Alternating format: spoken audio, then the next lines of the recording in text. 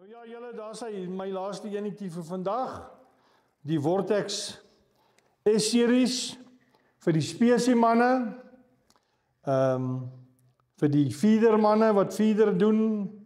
Nou kan julle daarso sien, hy is lekker glad. Nou ja, ek het die mense wat my ken, het my al gesien met hulle en my gevra hoekom en waarom. Nou kom ek so baie van hulle. Nou dis baie eenvoudig.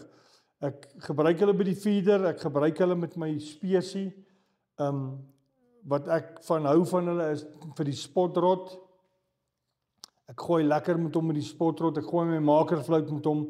Ek gebruik hulle op my voerstok by die feeder. En wat lekker is, hy het die lang spoel en hy het 'n regtige 'n quick drag soos julle daar kan sien. Regtig quick, daar gee ek hom net so draai en daar is hy los. So dis wat hom lekker maak. Enkel handvatsel. En natuurlik sal hy nie buitrander wees nie, want hy is nie gemaak om te buitran nie. Lekker glad, mooi kleure, fantastiese kleure.